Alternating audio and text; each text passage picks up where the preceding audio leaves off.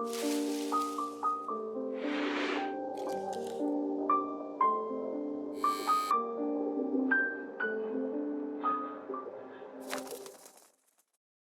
guys, it's Merce. Welcome back to Harpies in the Trees, where I review horror books with a supernatural focus. Today we're going to be reviewing two books.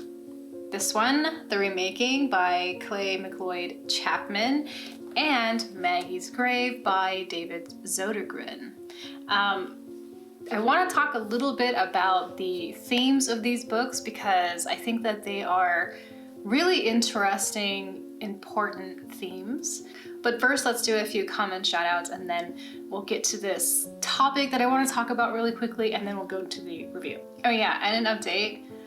I had told you guys that I hadn't been feeling very well, but I'm feeling better. I did go to a doctor and I had an ultrasound and did lab work and stuff. So I had all this pain like in my lower back and like on the sides of my hips and on my ribs, and my stomach just, I don't know, it just felt so, it was hard to explain. It just felt like I had a stomach ache all the time.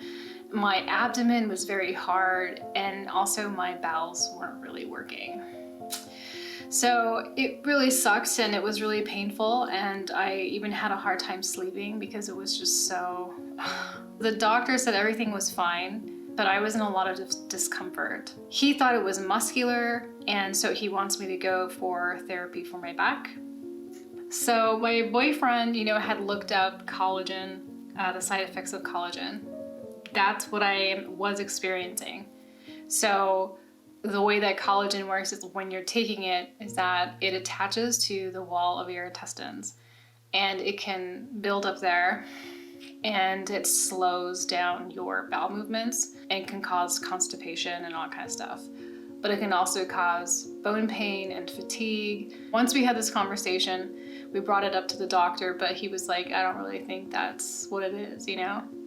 But I had stopped taking the collagen, started to feel slowly better. So today I feel pretty normal, you know, and yesterday I felt really good too. So, you know, maybe it wasn't the collagen, maybe it's something else or whatever. I'm just happy that I'm feeling better. I just wanted to tell you guys that story as a cautionary tale. So yeah, I'm alive and I'm feeling better. These comments are from the last video I did, which was the blog for these two books that we're going to be talking about today. This is Owen Morgan. You know him from the Abominable Book Club. He's one of the proprietors there. Maggie's Grave rocks. There's a few moments that had my jaw on the floor. There's a good reason we worked so hard to get it in the box. The Forgotten Island, which I guess is also by David Sodergren, is also a fantastic read if you like the vibe of old Italian movies, except without the zombies, crossed with cosmic horror. And Cameron Chaney, who you guys all know from his Library Macabre, and he wrote the Autumn Crow book, he says, I had to DNF growing things too, and hardly ever DNF books. I got pretty far, but I just wasn't enjoying the stories. His style just usually isn't for me. I love Sodergren's work though. The Forgotten Island blew me away. So there's another recommendation for The Forgotten Island, so I think we should put that on our GOODREADS want to read list. So what are your thoughts on the DNF? For myself personally, I don't really feel beholden to read books that I'm not enjoying, because I feel like we should just be able to let it go when it's not, you know, doing us right. I think the only time I feel like I really need to finish a book is when I have an ARC request, which I don't really do anymore. I do like maybe 5 a year because the pressure is too much. I can't handle it. Yeah, when you do an ARC request, I feel like you do have an obligation to, you know, finish the book. Okay, so what is it that I want to talk about with these two books? So both of these books are telling stories about women who live in the woods and then are essentially attacked by their neighboring village or town for being witches. This archetype of like the woman who lives in the woods, you know, who's self-sufficient, who's independent, who you know, gets everything that she needs from the woods and the land. So she doesn't really need anybody. She's chosen to live this life of solitude, And oftentimes this type of woman is demonized. These women lived their lives the way they wanted to. They took lovers when they wanted to. They had a choice. You know, they weren't women who were going to become wives. Sometimes they would have children or something, but they just weren't beholden to anyone. And this has always been something that's been disturbing to society.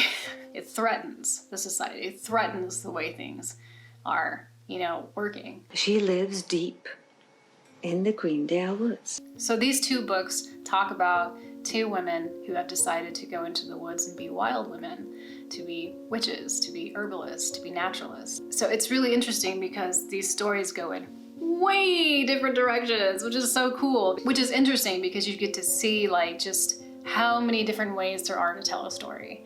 And you know, that alone, who's telling the story, the storytellers, is also very important in this trope, because we have people who are accusing somebody of something, or people who are, you know, changing a narrative to fit their own needs. For instance, something the church might do, right? You know, Maggie's grave is essentially a revenge tale, and you know, the remaking is something that's a little bit more nuanced, something that's a little bit more subtle. So we'll talk about that.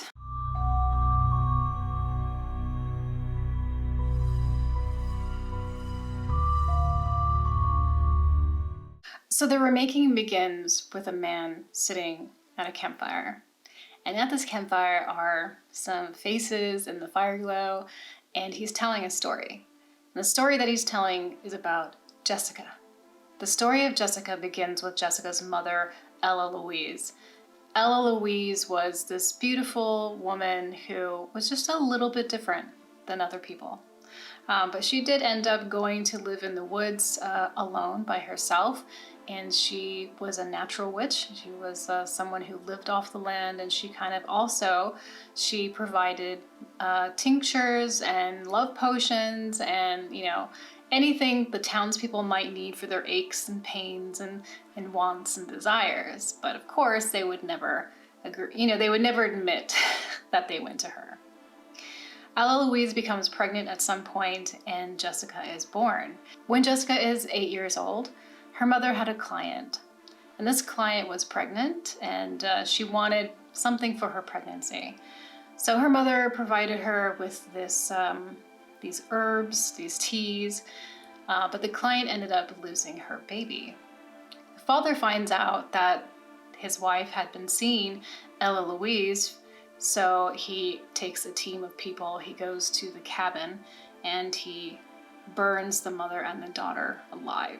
So there's a lot of things I loved about this book, because it spoke to just like a lot of, I don't know, just a lot of things that I like, you know? Like, for one, I love film. I don't necessarily love like the film industry. I don't necessarily love Hollywood. I do like old Hollywood. But I do like film, because I think film is like one of these projects that requires so many people to make. And so because you're working with so many different energies and different types of personalities and talents, it just seems almost like a magical brew that comes together, and it either works or it kind of doesn't, right? So I love film. Film is powerful. It is like one of the best, you know, ways to tell a story. And in the remaking, we really talk about the process of making a film. It's not overly tedious though, like it's not like a ton of like kind of boring details about making a film, but it's enough to show that Chapman did his research, or, you know, he is already in the industry or something. He knows what he's talking about, it's very clear, and that adds to this believability, because what he's really captured in this story that I like the most is this subtlety of haunting, the cursed set, the cursed story. Things that you hear or you read about, like the Poltergeist set or something, but it adds something. It adds to the soul of the film. It's just like that app, the Randonautica app, which if you don't know what Randonautica is, it's just an app, and what it does, it finds locations for you to go explore. It'll give you a little arrow on a map, and you can just go walk there and explore what that void is. They sort of set it up where you have to make an intention. Like, oh, I wanna find kittens or cats, or I want something pink, or I like trucks or whatever, right? You come up with some intention.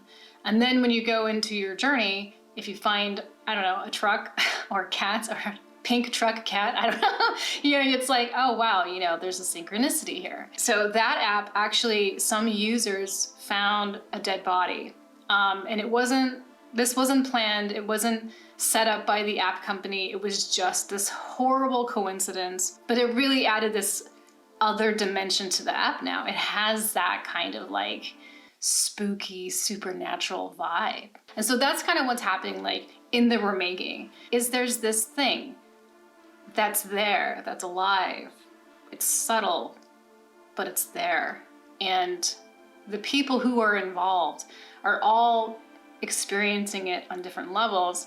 But our main character, Amber, who plays the child actor and then the older actor for both of the films, she has been most affected by this. And she's the one where we are kind of tagging along and seeing how this has affected her through her life. But it's also affected other people who've been part of like the storytelling of this legend. So not just her, but the director and maybe some other actors. There's also just the films themselves going into the zeitgeist and kind of and existing to be discovered by someone else, because it's the story that wants to be told. This book is chopped up into 4 parts. The first part is in the 1950s. It's where the old guy is telling the story around the campfire. The next section is in the 70s, which is a pretty prime time for horror. So if you love horror film, you're gonna love this book because it's gonna touch upon a lot of things that you're gonna pick up on. In the 90s, again, we are here on a new set. This is gonna be the remaking of the 70s film version, and it's called I Know What You Did on Jessica's Grave. We know what that's referencing. And then the last part takes place in 2016, and that is a podcast. So what's interesting about the 2016 is like, I believe that is the year when Serial hit. Serial was like this true crime podcast that came out and just blew up. From This American Life and WBEZ Chicago, it's Serial, one story told week by week. I'm Sarah Koenig. And that was really like kind of the start, and also the intense thirst that we all began having for true crime podcasts. So I kind of made that connection. I don't know if that was on purpose or whatever, but so all in all, I thought that this was a really fun read. It was fast, it was well paced, it was written very well. I wouldn't say that it was scary, but it was like eerie, really eerie, and unsettling quality. Towards the end, when we're coming down the end of the story, I was like, is he gonna end it like a horror movie? Like, is the ending gonna be ambiguous, or is it gonna set itself up for a sequel? Is it gonna be a jump scare? I think it did kind of go in that direction a little bit, but I don't think it was enough to say like that was like the true intention of the end of the story. I think the ending was good. I was hoping for a little bit more about Ella Louise and Jessica, just a little bit more time with them in that last chapter. I really would have enjoyed that. I'm gonna give this 4.5 stars. It was awesome. I had so much fun with this.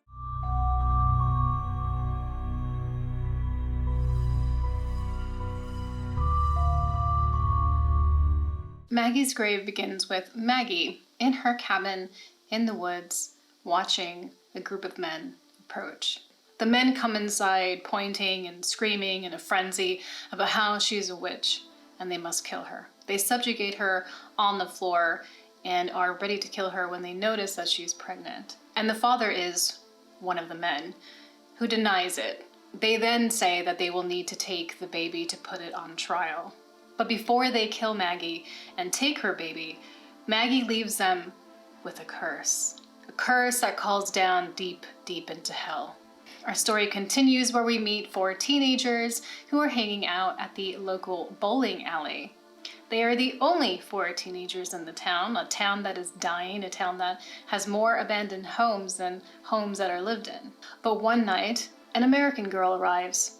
An American girl who is looking for a good time. And she wants to explore, and she wants to have some fun. One of the guys tells her about their famous witch Maggie, and that her cabin and her grave are still standing. The American girl is thrilled and she wants to go to this place ASAP. And once they do, all hell breaks loose. I loved this story.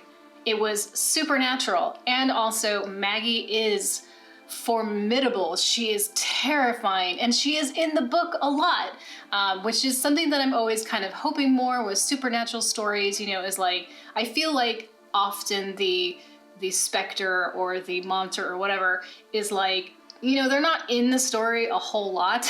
They kind of show up here and there, but Maggie's presence in the book is just really good for me. And I couldn't help but like root for Maggie. Like, she in her ethereal demon form is, you know, she's ruthless, but she's just trying to get what she's owed.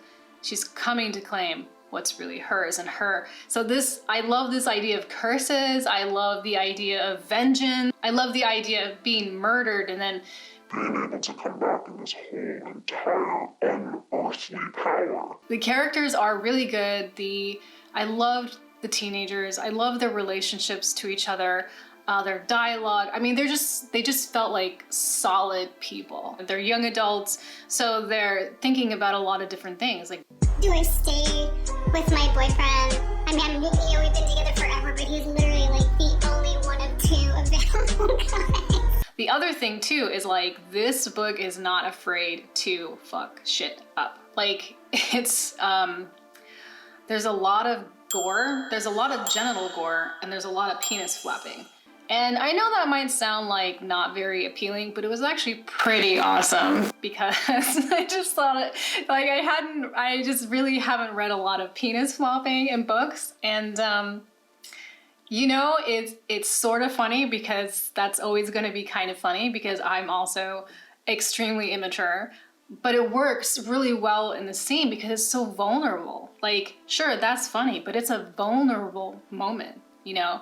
So we have a lot of just insane, brutal, gory moments that are so good. They are a little bit shocking. You will be like, that's what I mean though about Maggie being like, she is here to fuck shit up. She sort of reminds me of a mix of like, you know, Mama from the movie Mama? Like, kind of like more that visual, but sort of spliced with Alien. She is just maybe a little bit of werewolf in there too. I don't know, but it's like, she just sounds so terrifying because basically once Maggie comes onto the scene, it's just this survival horror. So this was awesome. I inhaled this in like a day and a half or 2 days or something. And again, like the Remaking, this really just like sucked me in to the story. Like, it's the first few pages, I was just like already in the story. And also too, like because the town itself is in ruins and it's also abandoned, it's a really eerie, kind of spooky location. All of these empty houses, and there's no crime because there's really nobody there. There's like 70 people in the town or something. So it's really interesting. I did feel a little embarrassed because the American girl, where she was just so pushing, you know, to like go see Maggie's grave, and like I would definitely be the person who's like, oh, you know somewhere haunted and spooky, can we go there like right now? Like, that would be me. What was really cool too was this story is inspired by an actual grave. Maggie's grave is based on a true story, well, sort of. The grave does exist. You can find it in the small Scottish village of Dunning in Perthshire. I took some serious liberties with it for the book. In real life, it stands in a field by the side of a road. The origins of the grave are a bit of a mystery. It's the only monument in the UK to be dedicated to a witch, but no trace of her can be found in the history books. So that's really cool to know about this story. It's always awesome to just kind of take a peek at that inspiration source. Also, Trevor Henderson designed this cover, if you did not know that already. He's the one who has done the Siren Head type artwork, so you've definitely seen his work if you're into like the no sleep and creepypasta and all that kind of stuff.